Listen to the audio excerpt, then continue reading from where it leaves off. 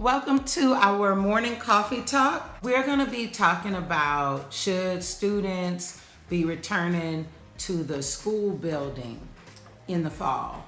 So Aaliyah, what do you think? Come over. For me, I mean, in 7th grade, we were just chilling because we already went through our first year and we're not in our last year. But next year, I think it's going to really affect me because it's my last year of middle school, so I would want to go back. But then I wouldn't want to get sick. Yeah. I'm concerned as a teacher because, we could get sick, and then who will be there to teach the kids?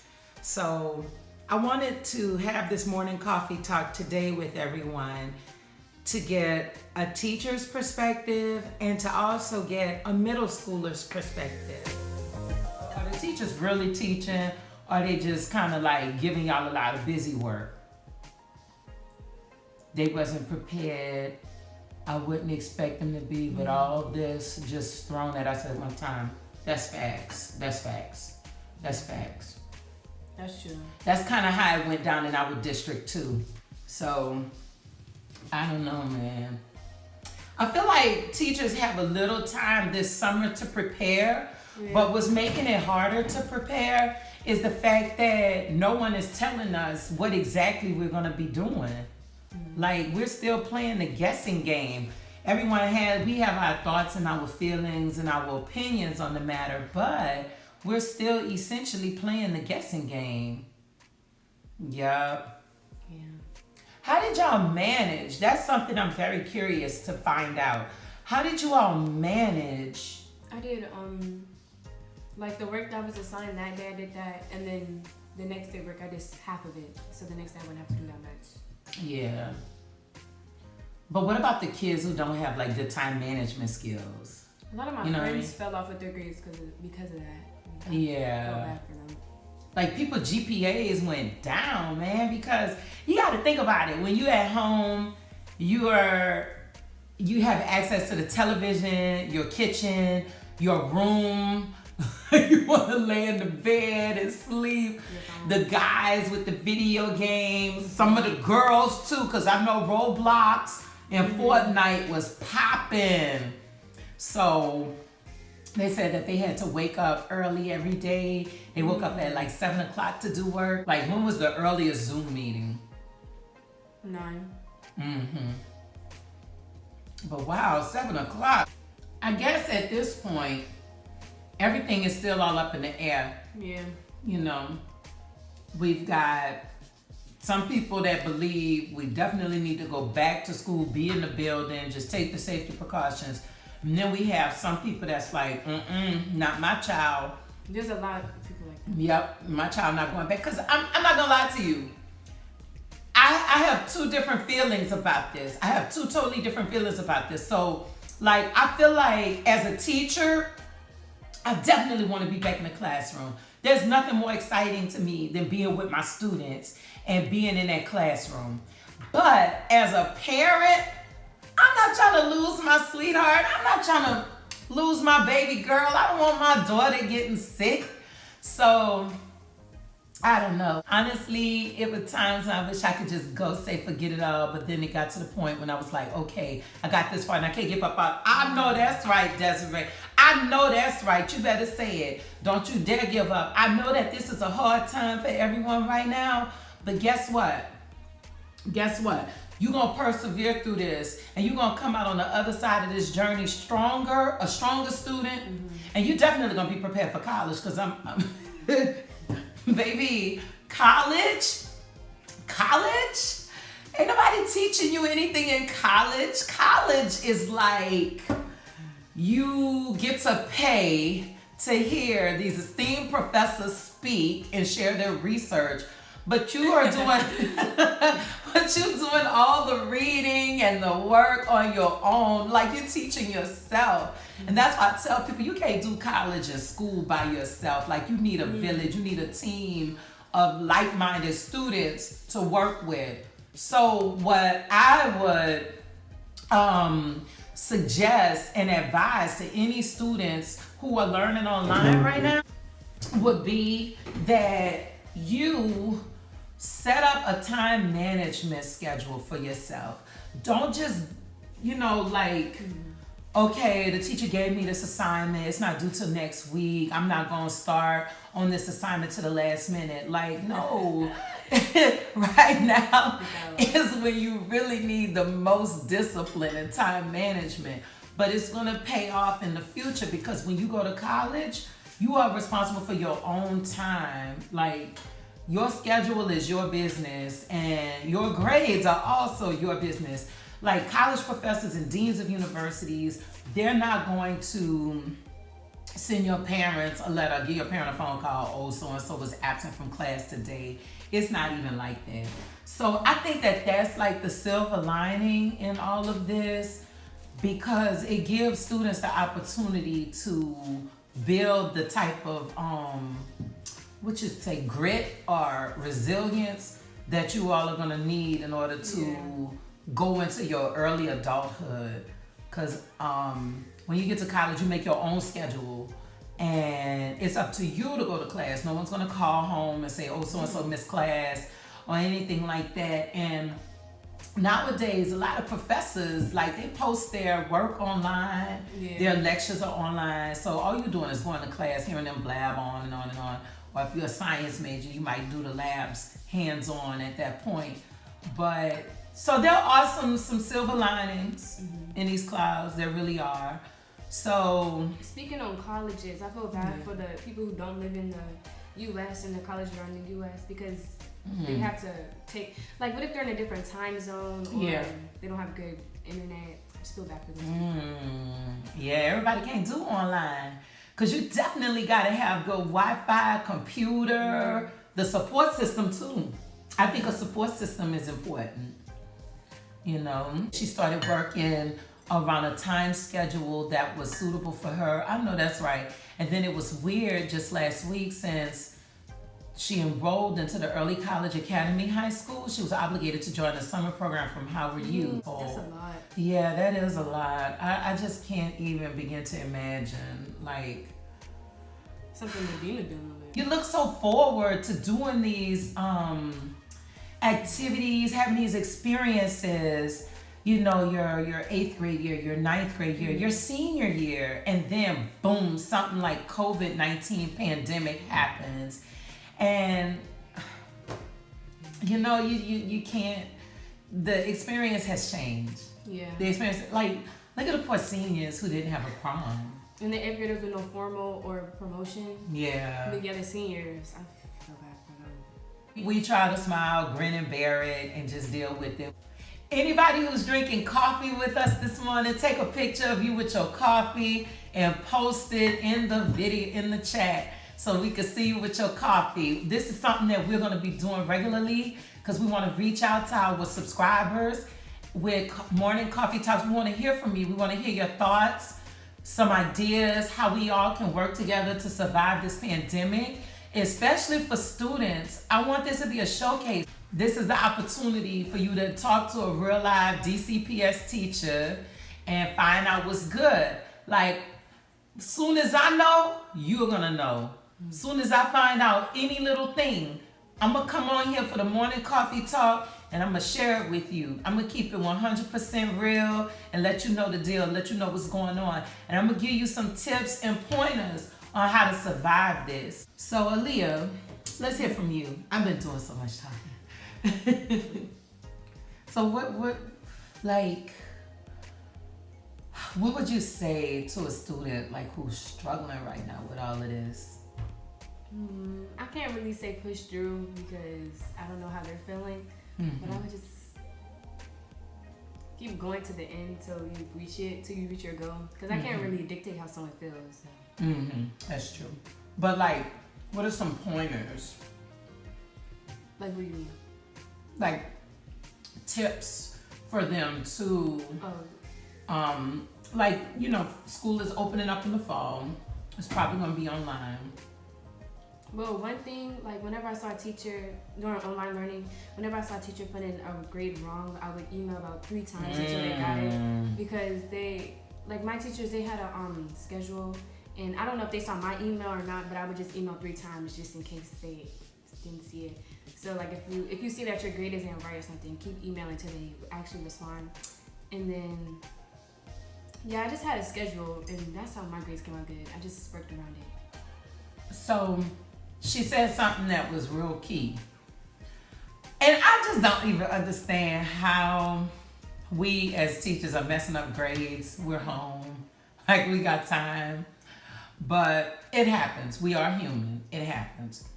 Soon as you see a grade that's been put in wrong, and check your grades every day, but as soon as you see a grade that's been put in wrong, send that email, let them know. Send 3 if they don't answer. Because teachers that was disorganized when school was open are probably still disorganized since we learned it online. Desiree said, I'll make sure to join every morning. Oh, well, we're not gonna go on every morning, but we're gonna always post the advertisement to let you know when we're going on. But we're gonna try to do this, 2 to 3 times a week? Yeah, just to provide that support. Yeah. And get your coffee. Make sure you got your coffee, because it wouldn't be a morning coffee talk without your coffee. If you don't drink coffee, you could drink some tea. Okay. But yeah, man. So look, we are here for you. We don't have all the answers. We got a lot of questions though. I think we got a lot of questions. We got a lot of questions. We don't have all the answers. But the answers that we do have, we definitely gonna share them with you. And we'll have some days, I guess we can invite Medina and Fatima and Jordan to the morning coffee talk. But this was a good conversation. Yeah. We got to hear how you feel about it. You ready to go back to school? Yes. I'm ready to go back to school too. Like, for real. I just think about my poor robotics program, like the kids that's in robotics that love competing, love building their little robots. How you gonna do that through distance learning? In summer camps, it's not really the same. Right, the virtual summer camps. The thing that people loved about camp was the fact that you actually got to go away from your house for a certain number of days. You know, you get to do like the swimming pool, what else? The camping trip with the bonfire, making s'mores. What else? The rope climbing, all them confidence courses that you do. Or basketball camp. You actually get to go and learn new skills and stuff. And what else? Like, you just don't get that hands-on experience anymore. It's like a simulated experience, you know? So how does one adapt to that? Like, it's so sad in a way. It's so sad in a way. But at the same time, y'all, I heard this one guy describe getting COVID as having a tornado touchdown in his body. Now, this is not to scare you. This is not to, make you feel apprehensive or what have you, but it's real. It's reality. Like, this man said that he's had the flu before and he's now had COVID, and they are not the same. They are not the same. He's recovered, but this man is still saying how he can't breathe properly. He can't, like, his quality of life is different. And I'm starting to read that more and more. I don't know anyone personally at this point who has it. Like, I took the COVID test. I tested negative, thank God. So I'm assuming that everybody in my house is negative, since we all been all up on each other, around each other for the past several weeks. And hopefully my test gave like the right result. But how many people that's so-called returning to school, if they open a school building, how many people will have gotten tested? A lot of people, there's a lot of new testing sites. So.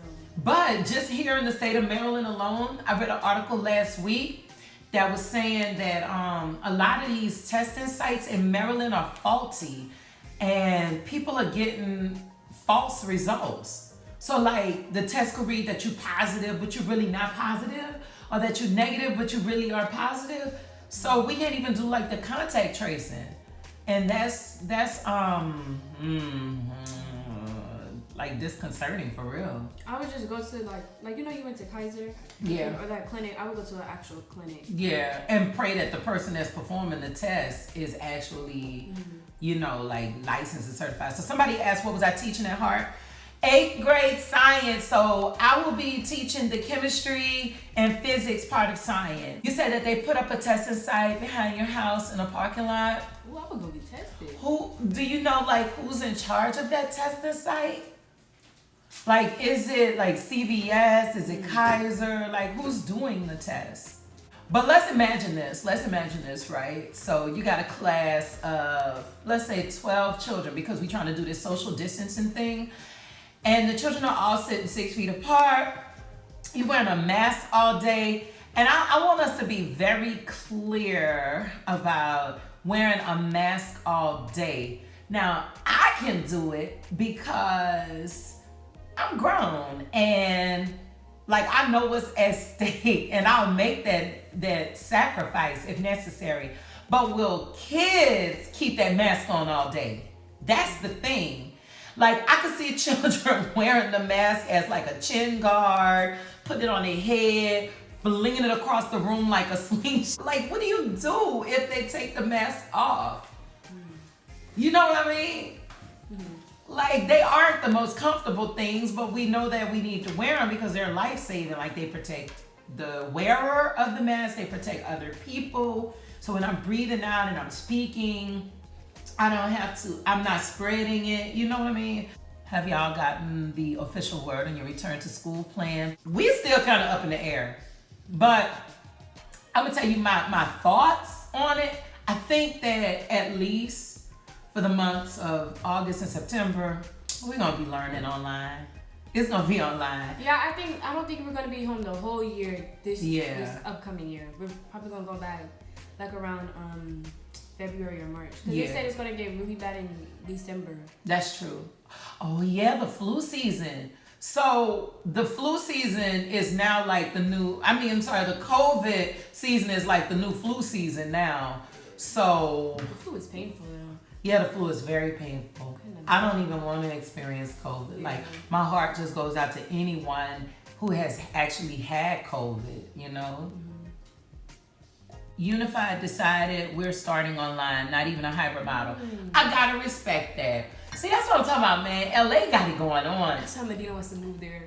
Yeah, that's what I'm saying. Now, that's common sense. That's common sense. Why even play around with the idea? You know, because what I really wonder, what happens when one child gets so sick that, unfortunately, like, God forbid, they die? Or they never truly recover and they have like a lifelong critical ailment because of COVID. What is the school system gonna do then?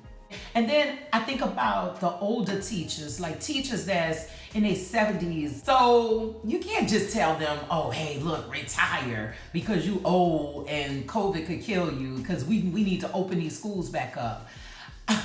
You can't do that. That's not right. That's violating somebody's civil liberties. It's that teacher's right to stay on their job as long as they want to, as long as they're competent enough to still teach kids and they're doing the job. I think that teacher should reserve the right to keep their job and teach from home online. Then I heard that federal funding, there was a threat to cut federal funding to schools that didn't reopen. How y'all feel about that? Can't teachers not get paid? Like, wouldn't that cut y'all out too?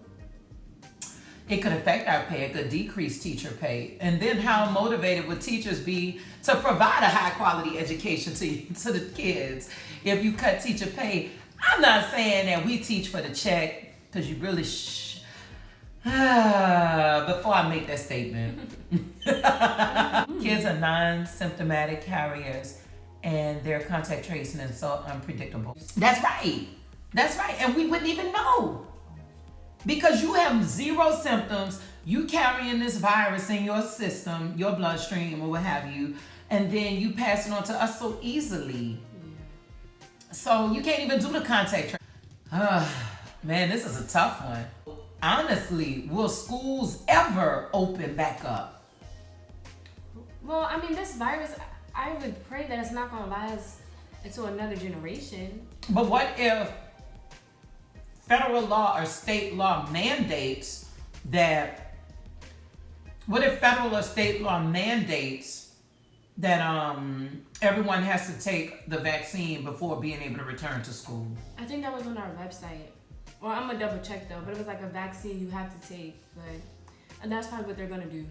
But what about the families? So then does that mean that families that don't believe in vaccinations, or families that don't trust these vaccines, that their child doesn't deserve to be educated? Well, they don't have to go to a public school. There's always like K-12 and homeschool programs. But what about parents that's not making enough money to be able to support that? Like, they still got to get out and go make their money.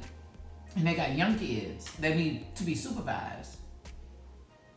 So then, I mean, a sacrifice is going to have to come into play. Like, I'm not saying they need to quit their job, but if they really don't believe in getting their kid the vaccine and they need to go to work, sacrifice is going to be made. But that's the unfair situation. I say we don't rush. I say we keep our kids at home, continue on with the online learning. And this is coming from a teacher who could possibly be a sacrificial lamb to keep my job. But if they offer a choice, I'm definitely choosing to work from home. And it's not because I'm lazy or I don't want to see the kids. What teacher doesn't want to be physically in that classroom, especially a science teacher, performing hands-on experiments with the kids, seeing that wonderment in their eyes, interacting with them? Like, I'm huge on building relationships with my students. I'm talking about hey, sweetie, how your grandma, Pearl and them doing? They doing good? You tell them I said hello. I'm gonna see y'all at church in 2 weeks. Yeah, I'm gonna visit y'all at church. You know, I'm one of those kind of teachers. You cutting up in my class, I might end up at your church next Sunday and sit on the same pew with you and your family. And then when they do that, do we have any first-time visitors? I will stand up and introduce myself and say, friends and family, I am this boy's teacher. And let me tell y'all about him. You know, so I miss that. I really, really miss interacting with my students, seeing them. And I have some amazing students. For the past, 19 years that I've been a teacher, like, there are very few students that I can say I didn't have a connection with, like all my students. So I genuinely really miss my students. I miss seeing them. But at the same time, let's say that I'm a asymptomatic COVID carrier, right? I don't want to put my students in a position of being in a classroom with me. I'm breathing on them, coughing and talking, even with the mask on. Like, the mask not no 100% solve all. Let's be clear with that. But I would feel so awful if I got my students sick. Like, they got sick and it was on me. Just like I'm sure they would feel awful if I got sick and it was because they spread it or they gave it to me. And all my teacher friends, raise your hand if you ever caught a cold from a child in your classroom. Raise your hand if you ever caught a cold from a child in your classroom. Because I have a question for you after you answer this one. Have you ever got sick from a classmate? Mm-hmm. Like, because they kept coughing. Like, what are you coughing around me for? And I got it.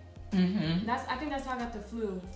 And we still wonder, was that really the flu? I think I had the coronavirus. Because that was in January, right? Yes, that was like I think I had the flu in Georgia one time.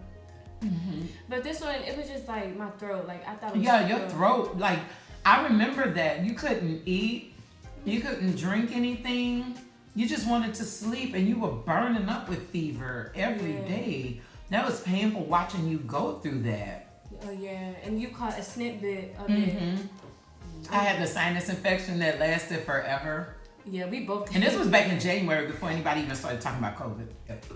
Everyone needs to get their kids a 360. I know that's right. Hutchins 360 STEM. Visit our website. We offer tutoring services, academic coaching for parents who have to work from home during the pandemic. You have all of these kids.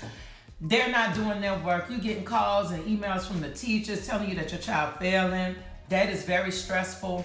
Let Hutchins 360 STEM team help you with that. We can be your eyes and ears and be your child's mentor and academic coach during these perilous times that we're in. And we also offer tutoring in all 4 of the major content areas and then some. As science says, they shut down the schools back in March. The numbers are more now than back then, so I don't even see how they can justify it. I know that's right.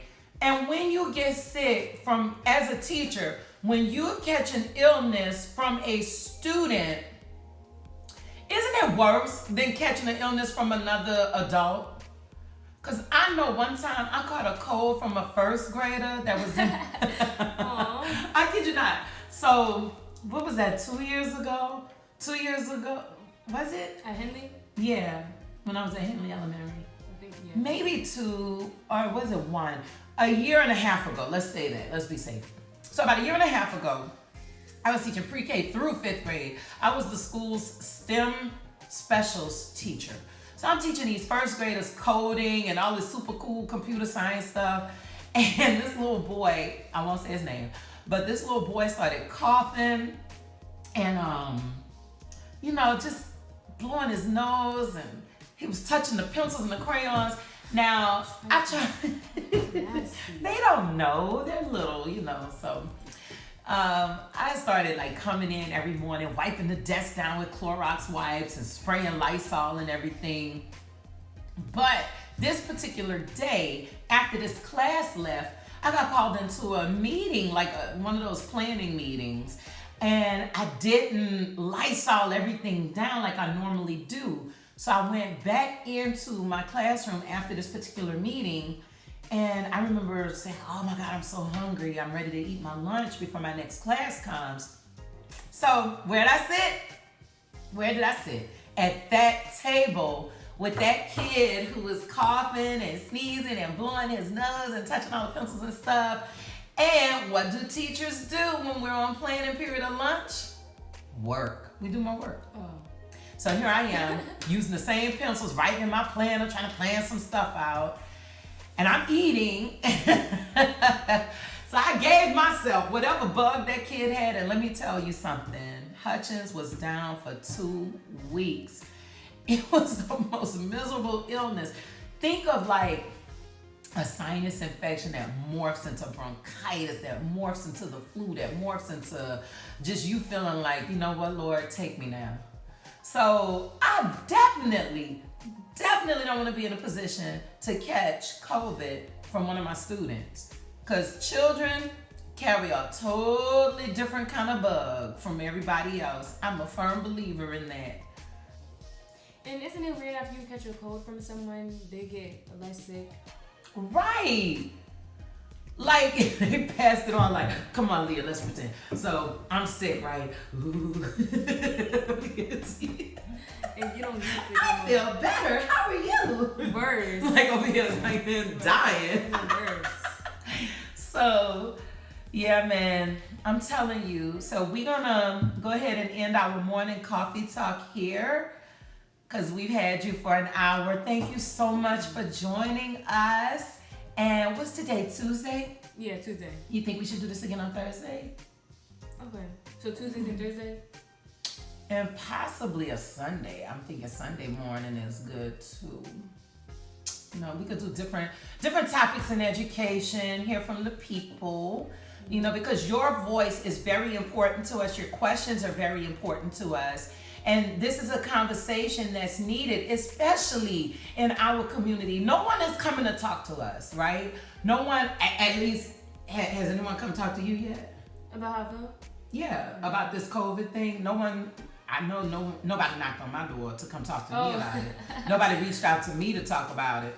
So I think that We all need to come together as a community, support each other. Parents, you don't have to struggle. You don't have to go through this alone. We have experts right here in our own community who are here to support you. Students, especially my babies, you definitely don't have to struggle through anything. You know Hutch has you, right? I've got your back.